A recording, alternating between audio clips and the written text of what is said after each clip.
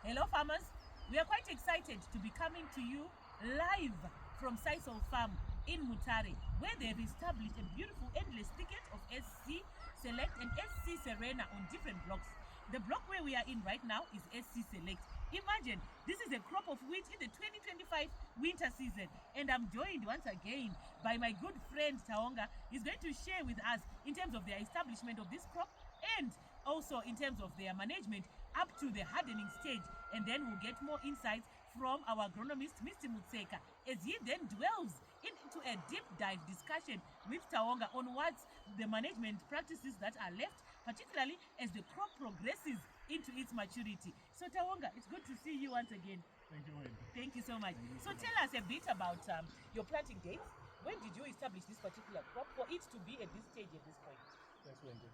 It definitely, like you always say, it definitely starts with the rice seed. Oh yes. This is our SC Select. We planted this one on the 28th of April. Usually it's quite early for us. So we went in terms of seedling rate a little bit higher. Okay.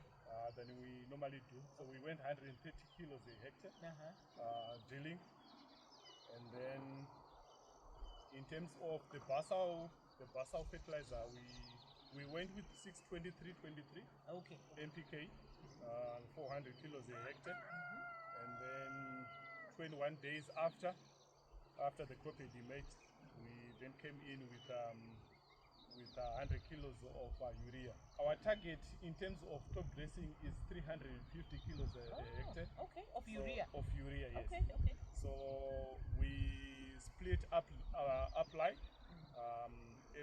Every other 10 days we come back with 100 kilos of urea. We do it twice, and then the balance, which is 150, we do it at the end towards flowering. Lovely.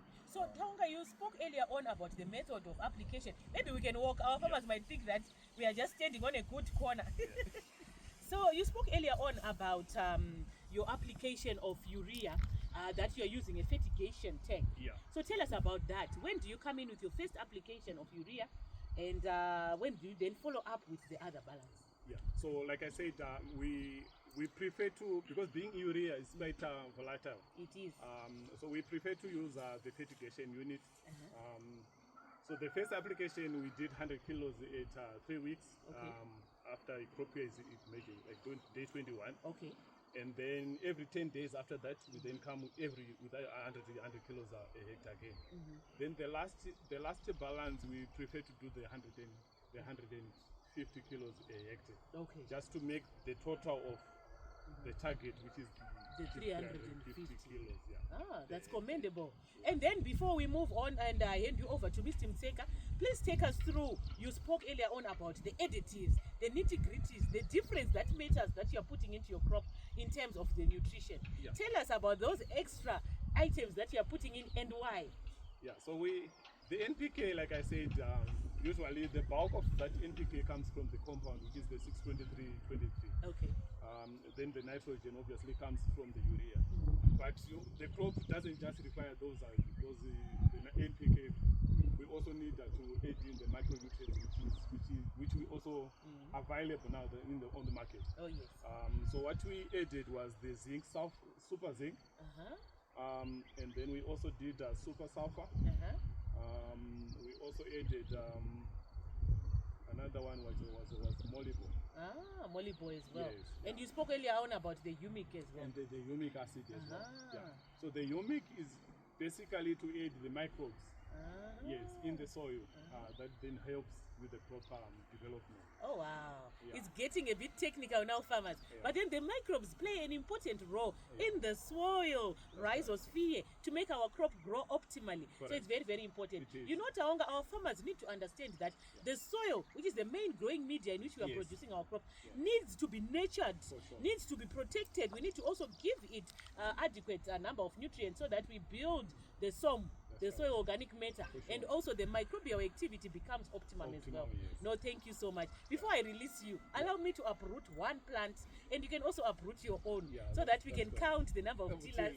Otherwise, we might be seeing a green picket with no tillers at all. No, it's okay. Thank you so much. So we are going to just randomly select Yeah. a point there. Oh, okay, let me just pick from here. Yeah. Okay. There. Nice. Yes.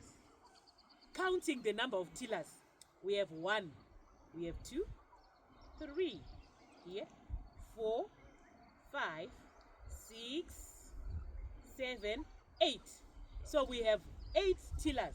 So it will depend on how many of them will become reproductive. Yeah. But knowing Sisal farm, Yeah. I think about 90%, if not about 85% of them will be reproductive. So that's quite commendable. Yeah. And how many are you getting on that one as well? So far, I've got 7.